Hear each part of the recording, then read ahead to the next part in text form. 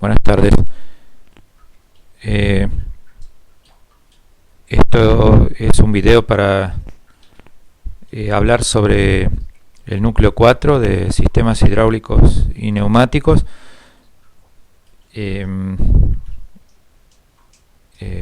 Repetir y profundizar algunas cosas e introducir otras. Viscosidad es la resistencia que opone un líquido a fluir. Vimos unidades como Seibold o SAE. No son las únicas, hay otras unidades. Pérdida de carga. Pérdida de carga se dijo que es la energía que pierde el líquido al circular. Por ejemplo, si tenemos un depósito con líquido y una salida acá al nivel del fondo del depósito, el líquido va a salir con cierta velocidad. Ahora, si nosotros la misma sección, pero hacemos un conducto de 100 metros de largo, horizontal, el líquido va a salir con menor velocidad acá. ¿Por qué? Porque para atravesar esta distancia necesita cierta energía. Vimos también que no solo hay pérdidas de carga, digamos, hay dos tipos de pérdida de carga. Esto no lo vimos. Hay dos tipos de pérdida de carga: las continuas y las localizadas. Las continuas, o la continua, es la pérdida de carga que se produce al atravesar un trayecto de sección constante por el solo hecho de atravesar una distancia. Ya pierde energía, como dijimos en este caso. Y las pérdidas de carga localizadas son las curvas, los codos, las disminuciones de sección. ¿Por qué localizadas? Bueno, porque se puede decir que están en un punto del circuito, no están en todo el circuito, sino que están en un punto del circuito. Por eso esta es una pérdida de carga continua y esta es una pérdida de carga localizada. Si acá, en vez de ser así el circuito, fuera, además si fuera de 100 metros de largo, pero le agregáramos además unos codos, unas curvas, una reducción, y después otra vez lo ampliáramos y para que saliera con el mismo diámetro o con la misma sección que tiene acá, pero con todas esas cosas en el cambio, con todas esas singularidades, o con todas esas singularidades en el circuito, saldría aún a menos velocidad todavía. Y repito, 100 metros largo, pero ubicando diferentes singularidades en el circuito. Bien, entonces, si acá a 100 metros de distancia sale a menos velocidad, si nosotros quisiéramos poner una rueda con paletas y sería un motor, tener un eje con par disponible, y bueno, giraría a menos velocidad, tendría menos par acá que si estuviera acá. Por lo tanto, si quisiéramos que gire a la misma velocidad que la que tenemos acá con este nivel, que la que tendríamos acá con este nivel, pero a 100 metros, y acá tendríamos que poner un poco más de nivel. Bien, con una bomba sucede lo mismo. Si nosotros queremos subir líquido a un recipiente, a un tanque, si el recorrido es corto, si está muy cerca de la bomba, y va a salir a cierta velocidad. Si el recorrido es de 100 metros, va a salir a una velocidad inferior.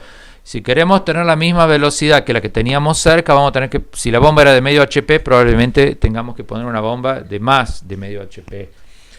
Bueno, ese tema es pérdida de carga. Entonces, en los circuitos siempre hay que hacerlos lo más cortos posible y con la menor cantidad de pérdidas de carga localizadas.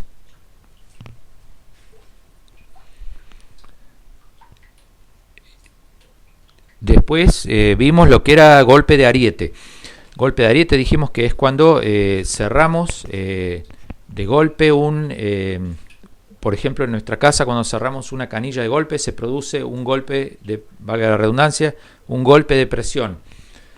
Ese golpe de presión puede por ejemplo, desconectar alguna conexión que no está bien fija. Por ejemplo, si nosotros tenemos una canilla en una pared de nuestra casa, afuera, supongamos, y agarramos y le conectamos una manguera de 20 metros a esa canilla, no la conectamos bien, la ponemos así nomás, y después en la punta de la manguera ponemos otra canilla. Entonces esa que está en la punta de la manguera la cerramos y vamos a la canilla que está cerca de nuestra casa, donde conectamos la manguera no muy bien, y abrimos esta canilla, la que está cerca de la casa. Después vamos allá a la punta de la manguera y abrimos la otra canilla. Entonces va a empezar a correr líquido, y agarramos después y cerramos de golpe esa canilla que está en la punta de la manguera. ¿Qué va a pasar? Que puede desconectarse la manguera donde está conectada en la canilla cerca de la casa. ¿Por qué es eso? Por el golpe ese de presión. Ese golpe de presión la presión que alcanza es más elevada que la presión que tiene debido a la altura del nivel del tanque. Por eso con esa manguera podría no haberse desconectado con la canilla cerrada, pero al abrir la canilla y cerrarla de golpe, ahí sí se desconecta. O sea, esa presión que alcanza por un golpe de ariete es superior a la presión debido a la altura del líquido en el tanque. Bien, esto hay que tenerlo presente. Los golpes de ariete pueden producir serios golpes de presión. Bueno, bombas y motores. Esto es máquinas hidráulicas. Las máquinas hidráulicas son dos, o hidroneumáticas. Son bombas y motores. Un caso de... Bueno, las bombas comunes, por ejemplo, son como esta, la bomba eléctrica. Una bomba eléctrica que usamos, que en muchas casas hay, es un motor eléctrico, un eje, una carcasa, y adentro hay una rueda con paletas. Un impulsor sería el nombre. Bueno, siempre en las... ¿Qué es lo que hace que sea bomba o que sea motor? Si es bomba, es el eje es el que le está dando energía al fluido. Por ejemplo, acá tenemos dibujado como si fuera una... Siempre en una bomba entra por el centro y sale por la periferia, ¿ven? O sea, entra por el centro de la carcasa y por la periferia sale. Si acá está conectado, bueno, no está en línea, pero supongamos que estuviera conectado y lleva agua a este tanque. Siempre en una bomba entra por el centro y sale por la periferia. Y en una bomba siempre es el eje el que da energía al fluido. ¿Y qué es un motor? Y en un motor esto podríamos cargar agua y después habría que ver qué forma tienen las paletas, pero podríamos utilizar esto como motor. Una vez que cargamos el agua, podemos agarrar y al revés, dejar de bombear agua entonces el agua va a empezar a circular al revés, y al pasar por acá va a hacer girar esto. Entonces acá esto pasaría a ser un motor. Antes esto era bomba. Esto no, si bien le llaman bomba a todo esto, pero no tiene nada que ver. Esto es el motor que accionaba la bomba, pero bomba no importa que sea eléctrico o cómo. Si nosotros hacemos girar el eje y hacemos subir agua, es una bomba. Si agua que está arriba pasa y hace girar un eje y tenemos energía disponible, es motor. Esto es bomba o motor, dependiendo de la función que cumple.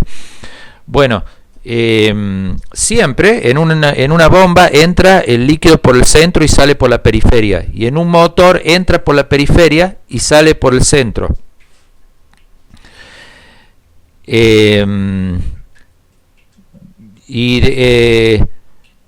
Bien, existen lo que se llama reversibilidad. un caso de reversibilidad es que hay muchas máquinas hidráulicas que son las dos cosas, son bombas y motores.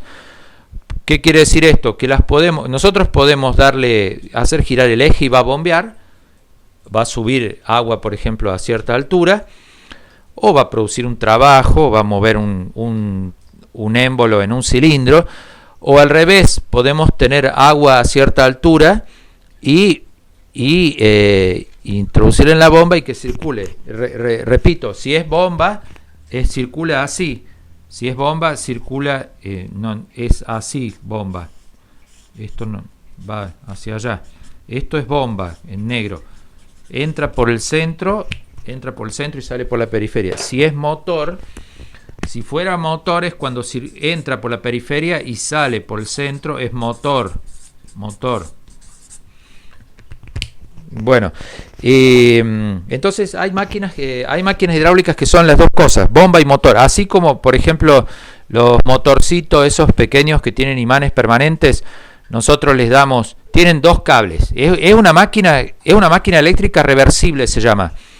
¿Por qué reversible? Porque es bomba, porque es motor y también es generador. Si nosotros conectamos una pila a los dos cables, estoy hablando de un motor pequeño como de autito eléctrico, conectamos los dos cables a una pila, va a girar el eje, es un motor. Si nosotros hacemos girar el eje, podemos agarrar y prender una lamparita con los dos cables, entonces es un generador. Bueno, esto es lo mismo, es motor y es bomba. Después hay otro tipo de reversibilidad que sería, que recién estuve viendo en un libro, también se llama bidireccionalidad, que no tiene que ver con esto, sino con que la bomba puede, por ejemplo, si la hacemos girar en un sentido, va a bombear líquido, por ejemplo, no sería este caso, pero hay bombas que digamos, si hay un conducto y acá, supongamos, acá está la bomba, no vamos a mostrar cómo es adentro, solo así, y acá está la bomba, vamos a poner B.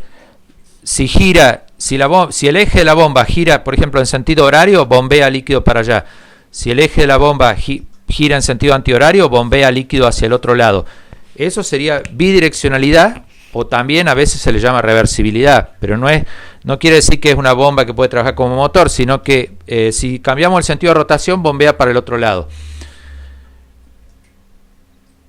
Y también puede darse en el caso de los motores, que nosotros que tengamos una entrada y una salida, pero ahí ya, digamos, no se puede hablar de centro y periferia, porque, o sea, no habría que pensar en esto. En estos casos, cuando es reversible la máquina, en el sentido de bidireccional, o sea que puede circular, que si gira en un sentido bombea para un lado, si gira en el otro sentido bombea para el otro lado. Pero ya no serían como dos entradas equivalentes, no una en el centro y otra en periferia. Por ahí. Y bueno, y entonces como motor también puede nosotros hacemos entrar el líquido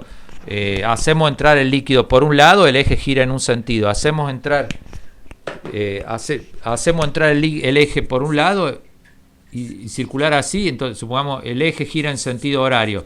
Hacemos circular el líquido para el otro lado, el eje gira en sentido antihorario. Bueno, entonces ese sería otro tipo de reversibilidad. Es interesante, por ejemplo, que las bombas de aceite de auto son reversibles, o sea, son reversibles en este sentido.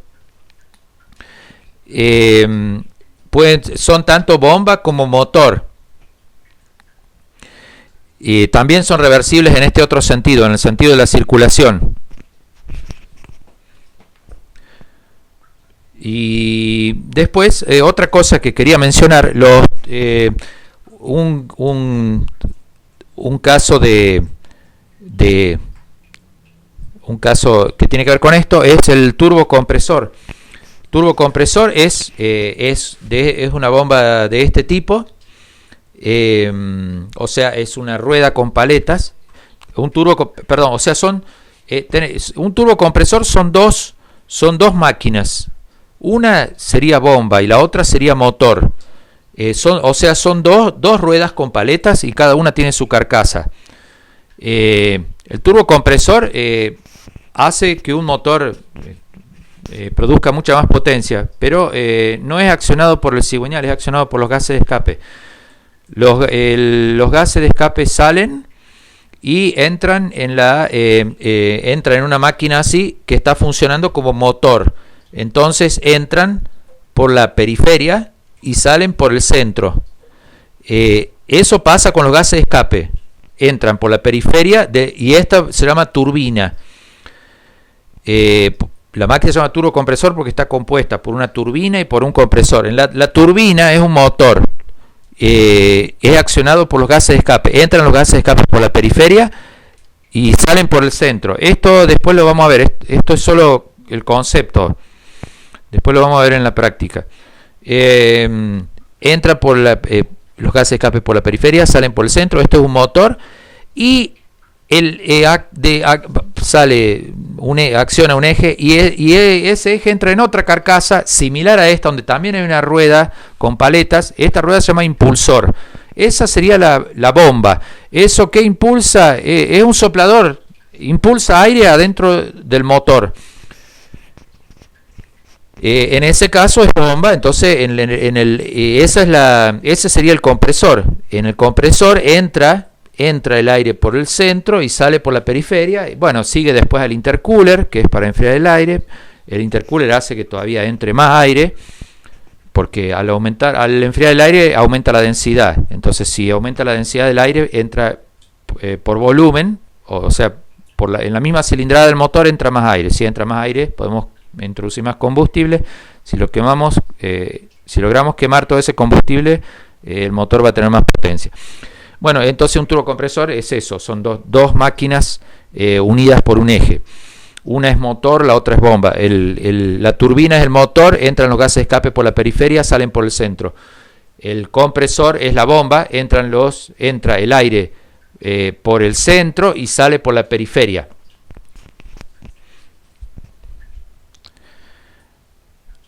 Bien, eso es todo de lo que quería hablar. Gracias.